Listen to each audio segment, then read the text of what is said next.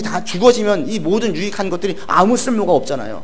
가장 가치 있는 것을 먼저 본다라는 거예요. 그래서 이거 이사를 가 마라, 이직을 해 마라, 이 문제를 시도를 해 마라, 또 우리 아이들을 학원 여기를 보내 마라, 상황 가운데 어떻게 해, 이런 고민을 할 때에 지혜의 은사를 받은 사람들은 가장 먼저 영적인 부분들을 생각한다는 거예요. 근데 그것이 나중에 보면 어때요? 가장 올바른 결정이죠. 그래서 지혜의 은사를 받은 사람들은 세상 사람들과는 좀 다른 반응을 보입니다. 세상 사람들은 크게 보는 문제를 지혜의 은사를 받은 사람들은 별일 아닌 것처럼 넘길 때가 있고요. 반대로 세상 사람들이 이것을 별걸 아닌 것처럼 넘기는 문제를 지혜의 은사를 받은 사람들 매우 큰 문제를 보고 깊게 숙고하는 분들이 있어요. 그런데 나중에 지나고 보면 이것들이 대단히 유익하죠. 큰 화를 면하게 하고 지나고 나면 정말 그때 그 결정들이 잘했다라고 이야기를 해요. 그래서 여러분 가운데는 이 지혜의 은사가 다 필요해요. 그리고 사실은 제일 필요한 게 저이기도 해요. 이 교회를 하나님 보시기에 옳게 건강하게 나가기 위해서 가장 필요한 게 뭐냐면 지혜의 은사라는 거예요. 어떤 일이 벌어졌어요? 어떤 성도가 힘들어해요? 어떤 성도가 어떤 문제로 고민을 하고 있어요? 거기에 상담을 하고 조언을 줄 때 어디에 제 초점이 어디 있어야 되겠습니까? 이 부분이라는 거예요. 그것이 그 영혼을 살리느냐, 또는 그것이 그 가운데에 이 문제 해결되어지는 그 문제들이 그의 공동체, 가정 가운데 어떤 영향을 끼치느냐, 이런 부분들을 먼저 보고 조언을 해줘야 된다는 거죠. 그래서 지혜의 은사는 사실 저에게 절대적으로 필요하고, 또 여러분 가운데에도 어떤 리더십을 가지고 있는 분들이라면 다 필요하고, 내 개인적인 삶을 이끌어 나갈 때에도 가장 필요한 은사가 지혜의 은사예요. 여러분들 오늘부터 하나님께 그 기도하세요. 지혜의 은사를 달라고 기도를 하세요. 이 지혜의 은사는 그리고 한 번 받았다고 해서 계속 되어지는 게 아니에요. 한 번 왔다가 끝나는 경우가 있어요. 그 좋은 이가 솔로몬이죠. 솔로몬은 하나님이 지혜를 받았어요. 그런데 그가 이방 여인에 빠졌을 때 그 지혜의 은사가 끊겨져요. 그럴 때 나중에 솔로몬 이후 또 어떻게 됩니까? 나라가 쪼개져요. 이건 지혜가 없는 거죠. 하나님의 지혜가 있다면 그게 영속적으로 가겠죠. 그러나 솔로몬이 이방 여인에 빠졌을 때 그 지혜가 끊겨집니다. 하나님의 지혜의 은사는 그래서 일시적으로 주는 경우도 있고요, 한 번 받았다고 해서 영속적으로 계속 가는 게 아니에요. 여러분 가운데 하나님의 이 지혜의 은사가 있기를 바라고, 여러분이 오늘부터 하나님 저에게 지혜의 은사를 주십시오라고 기도하세요. 그러면 지혜의 은사가 내게 임하면 자연스럽게 저절로 사고가 변화되어지는 걸 경험하게 되어져요. 예전에는 이렇게 이 한 면만을 보았었는데 다른 그 이면이 보이기 시작을 해요. 그런 것들이 여러분들 가운데 있으면 이게 우리 신앙 가운데 이게 지혜의 은사구나 깨닫게 되어지고요, 이게 얼마나 우리 가운데 유익한지 모릅니다. 또 하나 이 지혜의 은사와 세상의 은사의 큰 차이 중에 한 가지만 더 보면, 세상 지혜자들은 그 지혜가 발휘되어질 때에 그 사람들이 칭찬을 받아요. 그런데 하나님의 지혜의 은사를 받은 사람들은 그 사람이 칭찬을 받는 것이 아니라 하나님이 더 높은 칭찬을 받아요. 예를 들면 요즘에 많이 알려진 뜨는 연예인들 중 하나가 자꾸 회자되어진 기사 내용 중에 한 가지가 이효리 씨 내용이 자꾸 떠요.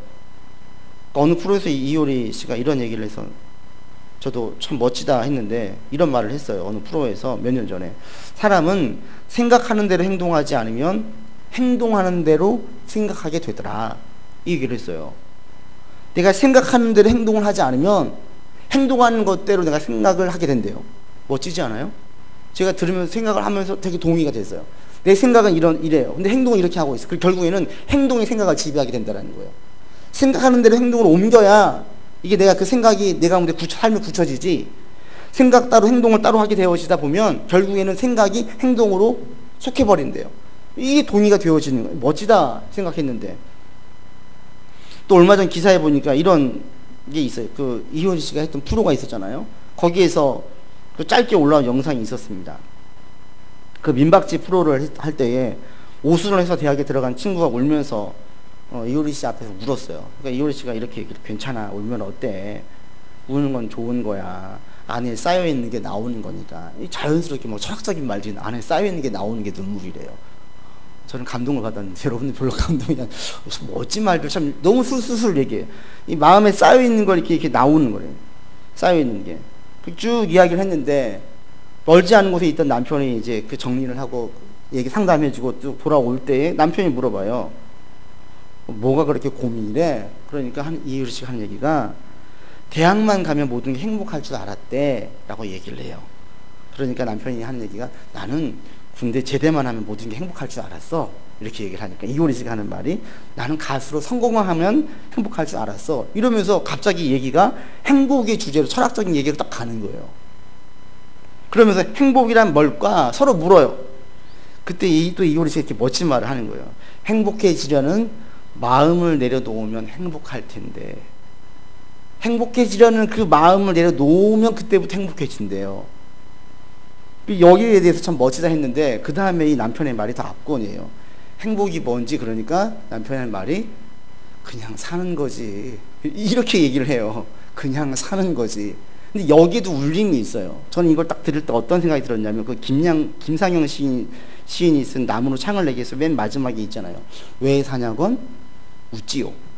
행복을 얘기할 때 그냥 사는 거지라는 그 말 속에 너무 많은 게 함축되어져 있는 거예요. 그래서 거기 리플들을 보게 되어지면 야 멋지다. 개념 없는 연예인인 줄 알았는데 정말 개념이 있다. 이런 것들이 뭐냐면 세상의 지혜예요. 이런 분들은 깊은 사색을 하고 어떤 문제를 볼 때 홀로 어떤 그냥 단순하게 보지 않고 이면을 보려고 하고 내가 달려왔던 인생에 대해서 성찰을 하게 되어지고 그러면서 얻어진 지혜예요. 이런 지혜의 말들 툭툭 내뱉으면 사람들이 놀래요. 그리고 그 사람들을 높여요. 이게 세상의 지혜예요. 그런데 하나님의 지혜가 임하면 여기서 그치지 않아요. 너 참 지혜롭다로 끝나지 않고 한 단계 더 나가요. 물론 주변 사람들에게 참 당신 대단합니다. 높게 평가받을 수 있어요. 그런데 한 단계 더 나아가서 그 사람에게 발휘되는 그 지혜의 은사를 보면서 하나님을 찬양을 해요. 그게 솔로몬이 볼 수 있습니다. 솔로몬에게 지혜, 하나님의 지혜를 받은 하나의 그 판결을 좋은 게 있잖아요. 두 여자가 한 아기를 서로 자기 아이라고 이야기할 때 딱 내릴 때 산 아들을 나눠라. 아무도 그 생각을 못해요. 산 아이를 나눠서 주라고 생각할 수 없죠. 죽은 거라면 모르겠지만 살아있는 아이를 나눈다는 생각은 아무도 못해요. 근데 이것은 하나님의 지혜로 얘기합니다. 근데 그때에 솔로몬이 1,000번제를 드리고 또 성전을 지으면서 하나님의 은혜와 영광이 충만했었어요. 그때 하나님의 지혜로 이 판결을 내렸어요. 이것을 하나님의 지혜로 봐요. 그럴 때 스바에 있는 그 서남 아라비아 지역에 있는 이 스바의 여왕이 솔로몬을 찾아와요. 여러 가지 질문을 던져 자기 마음에 있는 걸 다 쏟아냈어요. 솔로몬이 막힘없이 다 대답을 했어요. 그때 이 여인의 고백이 뭐냐면 당신 정말 대단하다 라고 끝나지 않아요. 당신의 하나님 여호와를 송축할지라로 이어져요. 솔로몬의 지혜의 말을 든 다음에 스바 여왕이 당신 대단합니다. 얼마나 많은 책을 읽었습니까? 얼마나 깊은 학문과 철학이 있습니까로 가지 않고 당신의 하나님 여호와를 송축한다고 이야기를 해요. 이게 바로 하나님의 지혜의 은사를 받은 사람들 볼 때의 사람들의 반응이에요. 그러니까 이게 세상 지혜와 하나님 지혜의 근본적인 차이예요. 하나님의 지혜를 가진 사람들은 그 내용들이 신앙과 다 잇대어져 있어요. 그 사람의 영혼과 잇대어져 있어요. 결국엔 제일 첫 번째가 뭐냐면 부자 되는 것, 성공하는 것보다 더 중요한 게 영혼이 강건해지는 것, 영혼이 성장하는 것, 성령의 열매를 맺는 것, 그 가정 가운데 하나님의 나라가 임하는 것, 이런 영적인 것과 자연스럽게 잇대어져 있어요. 이게 지혜의 은사를 받은 사람들에게 나타나는 첫 번째 사인이에요. 매 순간 어떤 문제, 어떤 결정을 할 때에 다 자연스럽게 여기와 잇대어서 생각을 해요. 이것이 내 신앙에 유익한가? 이것이 우리 가정신앙에 유익한가? 이것이 내 영혼을 강건하게 하는가? 이것이 열매를 맺게 만드는 데 유익한가로 먼저 본다라는 거예요. 저 여러분들 가운데 이런 지혜의 은사가 있기를 바랍니다. 앞서 말씀드린 것처럼 이런 지혜의 은사가 있으면 하나님의 시각을 가지면 세상 지혜하고는 근본적으로 차이가 나죠. 세상 지혜는 그 한계가 이 땅이에요. 하나님의 지혜는 그 시각이 영원해요. 어떤 게 훨씬 더 가치 있고 더 그 깊이가 있겠습니까? 비교가 안 되죠, 비교가. 그래서 하나님의 지혜가 있을 때에는 성경적으로 볼 때에 큰 화를 면하기도 하고요. 어려운 상황들 정말 잘 대처해서 그게 큰 상처가 안 나기도 하고요. 그러면서 삶 가운데 많은 형통한 것들을 보게 되어져요. 가정에서 지혜 있는 사람들, 지혜의 은사, 하나님의 지혜를 받은 사람, 지혜의 은사를 가진 사람들이 가정에 아버지든 어머니든 자녀든 누군가 있다면 그 가정 가운데 있는 많은 문제가 유익한 결과로 이어져요. 가능하면 리더십을 가지고 있는 아버지와 어머니에게 있는 게 제일 좋겠죠. 그래서 내가 가장이라면 지혜의 은사를 사모하셔야 돼. 하나님 저에게 지혜의 은사를 주십시오. 해서 아이들의 문제가 불거지고 가정의 문제가 불거지고 집안 전체의 문제가 불거질 때 하나님 이거 어떻게 해결해야 됩니까? 하나님께 묻고 하나님 주신 지혜를 가지고 내가 바라보고 해결책을 제시하면 그게 제일 좋은 방법이라는 거예요. 교회도 마찬가지입니다. 오늘날 교회에 크고 작은 문제들이 왜 발생합니까? 사실은 교회에 지혜의 은사자가 없기 때문에 그래요. 하나님의 마음으로 대언하는 자가 없기 때문에 그래요. 그리고 또 한 가지는 하나님의 마음으로 대언하는 자가 있는데, 아버지 시각으로 대언하는 자가 있는데 이것을 교회에 있는 리더들이 안 듣기 때문에 그래요. 듣는다면 교회는 절대 더 분열이 나고 다툼이 날 수가 없어요. 제가 최근에도 한 3분에게 다른 분들에게 자기 교회의 문제에 대한 상담을 받았어요. 큰 교회만 문제 있는 게 아니에요. 작은 교회들도 문제가 너무나 많아요. 그럴 때 우리 가운데 지혜의 은사가 있을 때 이 모든 것들이 우리 가운데 합력해서 선을 이루는 결과를 보게 되어집니다. 그러니까 여러분들 오늘부터 그 지혜의 은사를 주님께 기도한 하나님 저에게 지혜의 은사를 주십시오. 그러면서 문제가 달리 보이고 상황이 달리 해석되어지는 은혜가 여러분들 가운데 있기를 바라고요. 그리고 이 은사는 가능하면 계속 구하세요. 또 선물로 주시는 것이기 때문에 우리가 이걸 구할 때 하나님께서는 마다하지 않고 이 선물을 주십니다. 또 한 가지는 지식의 은사예요. 이 지식의 은사를 할 때 저도 고백할 게 있는데 저도 그동안 누군가 조언할 때 잘못했었어요. 지식의 은사를 할 때 이전에 어떤 분이 간증할 때 이런 간증을 했어요. 그분이 이제 나중에 뭐 잘 성공해가지고 한 얘기인데 자기가 하나님께 지식의 은사를 받았대요. 공부를 하면 이게 그냥 그대로 이 책들이 그대로 머릿속에 다 찍힌대요. 시험 문제를 풀 때에는 페이지가 넘어간대요. 페이지가. 답을 다 썼대요. 그런 간증을 해요. 그러면서 자기가 지식의 은사를 받았다 해서 제일 못 본 시험은 수학 시험밖에 없다. 나머지는 다 100점이다. 수학은 그대로 안 나오니까, 나머지는 그대로 나오니까 100점 맞았다라는 거예요. 그래서 어떤 분들에게 공부할 때 지식의 은사를 달라고 기도해. 제가 이렇게 얘기한 적도 있어요. 그런데 오늘 묵상을 하고 준비하면서 그런 저의 조언이 잘못된 거였어요. 왜? 첫 번째 은사를 얘기할 때 은사는 영혼의 유익과 잇대어져 있다고 했어요. 그런데 지식의 은사가 영적인 유익과 관련이 있습니까? 그 세상적인 지식 공부하는 것이 영적인 유익과 관련이 있습니까? 아니에요. 그럼 오해를 살까봐 바울은 본문에서 지식의 은사라고 말씀하지 않고 지식의 말씀이라고 얘기했어요. 은사를. 이 말씀은 로고스예요. 하나님 말씀이에요. 그러니까 영적인 것이에요. 그러니까 우리가 이야기할 때 지식의 은사는 세상적인 것들을 공부해서 딱딱 외워지는 이 지적인 능력, 암기하는 능력이 아니에요. 누군가가 이런 걸 이야기할 때 여기에 혼동되지 마시고 분별해서 얘기해 주세요. 지식의 은사도 어디에 관련이 있냐면 영혼의 유익, 교회의 유익과 관련이 있어요. 만약 세상적인 것 관련이 있으면 그러면 그 이해력이 빠른 사람, 암기력이 뛰어난 사람들은 다 지식의 은사를 가지고 있게요? 아닌 거예요. 그럼 지식의 은사는 뭐냐?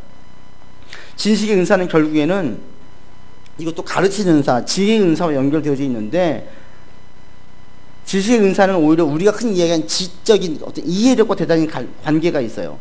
말씀, 제한되어집니다. 성경 말씀을 이해하고 깨닫고 받아들이는 능력이 저는 지식의 은사로 봅니다. 성경 말씀을 이해하고 깨닫고 그리고 받아들이는 능력. 이게 받아들이는 게 그냥 이렇게 공감하는 게 아니에요. 소화시키는 거예요. 이 능력이 지식의 은사라고 저는 봐집니다. 암기가 아니에요. 만약에 똑똑한 사람들, 그 다음에 어떤 이해력이 빠른 사람들이 이런 은사를 가질 수 있느냐? 아니에요.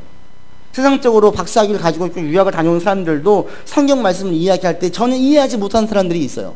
반면에 어린 초등학생, 중고등학생들도 말씀에 대해서 깊이 빨려 들어가는 친구들이 있어요. 바로 이것을 지식의 은사라고 볼 수 있습니다. 그러면 이 지식의 은사를 받게 되어지면 자연스럽게 어떤 유익이 있냐면 예수가 그리스도 되심을 밝히 이야기할 수 있어요. 누군가 어떤 걸 이야기할 때, 혼란스러워할 때 밝히 이야기할 수 있어요. 자기가 말씀을 들으면서 완전히 소화하고 내거 삼은 사람들은 누군가 이야기를 신앙 고백을 확실하게 해요. 네가 성공하게 네가 몇 시간씩 공부해서 그렇지 라고 이야기할 때 그게 아니야 라고 이야기하면서 신앙적으로 풀어줄 수 있어요. 또 믿음이 약해 있는 사람들, 오늘날 교회에 왜 이렇게 교회가 문제가 많아? 교회 안 나가는 게 나을 것 같아 라고 이야기할 때 믿음이 흔들리고 약한 그 사람들에게 이 지식의 은사를 가진 사람들은 그 사람 믿음을 강하게 할 수 있어요. 그렇지 않아. 교회에 문제가 많지만 그래도 교회를 통해서 우리 신앙이 회복되어지고 더 모이는데 힘을 써야 돼 라고 이야기하며 그 사람의 신앙을 견고하게 할 수 있습니다. 이게 바로 지식의 은사예요. 저는 지금 세분화시키고 바울도 세분화시켰지만 사실은 지혜와 지식의 은사가 같이 가는 경우가 대단히 많아요. 예수님께서 말씀하십니다. 너희가 잡혀갈 때에 가서 무슨 말을 할까 걱정하지 말라. 그러면서 하시는 말씀이 성령께서 하실 말씀을 주실 것이다 라고 얘기해요. 여기에 지혜의 은사와 지식의 은사가 같이 들어가 있어요. 어떤 말을 할지 상황에 대한 판단이 돼야 되겠죠. 이게 지혜예요. 그 다음에 어떤 이야기를 해야 될지 이게 지식의 은사예요. 예수 그리스도를 그 상황에 맞게 밝히 전하는 게 지혜의 은사와 지식의 은사 같이 있을 때, 지금 이 사람은 다른 문제로 고민하고 있는데 엉뚱하게 성경 말씀을, 잘못된 성경 말씀은 맞는데 그 사람 상황이 맞지 않는 말씀만 이야기하면 지식의 은사는 있지만 지혜의 은사가 없는 거예요. 이것이 같이 있으면 그 상황에 맞게 적절한 말씀들을 같이 얘기할 수 있다는 거죠. 그래서 예수님께서 말씀하실 때에 하실 말씀을 성령께서 주실 거니까 무슨 말을 할지 걱정하지 말라는 거예요. 이게 바로 지혜의 은사와 지식의 은사가 같이 가지고 있는 경우입니다. 저 여러분들에게 이런 지혜와 지식의 은사가 함께 있기를 바랍니다. 기도하세요. 구하는 자에게 주신다고 했어요. 물론 구한다 다 주시는 것은 아니지만 선히 구하고 예수를 주로 고백하고 나아갈 때에 분명히 주십니다. 은사는 선물이에요. 그게 우리에게 필요하면 주시는데, 내가 가정을 잘 이끌고 나가기 위해서, 내 인생을 잘 이끌고 나가기 위해서 하나님 저에게 지혜의 은사가 필요합니다 라고 구하면 주신다라는 거예요. 이번 한 주간 살면서 여러분, 하나님 저에게 지혜의 은사를 주십시오, 또 지식의 은사를 주십시오 구하시면서 이 은사들이 여러분의 것이 될 수 있기를 주의 이름으로 권면을 드립니다. 기도합시다. 하나님, 성령 하나님께서 이 땅에 함께 하시는 것이 우리에게 유익이라. 성령께서 우리 가운데 계심으로 많은 은사를 우리에게 주시기 때문입니다. 하나님, 우리 가운데 특별히 지혜의 은사와 지식의 은사를 허락하여 주시기를 간절히 원합니다. 이 은사가 있으므로 내 영혼이 풍성해지고 아버지의 말씀이 성취되어지고 무너진 주변의 공동체들과 모임들이 회복되어지는 역사를 일으킬 수 있도록 인도하여 주시옵소서. 우리는 미련하고 조급하고 우리의 생각이 짧아 어떤 문제에 대한 해석을 할 때에 대단히 단편적으로 또 대단히 제한해서 생각하고 결정할 때가 있습니다. 하나님 때문에 주님의 지혜의 은사가 필요합니다.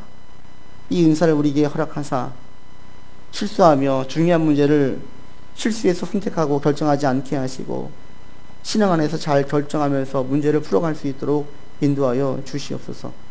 또한 지식의 은사를 더하여 주시기를 원합니다.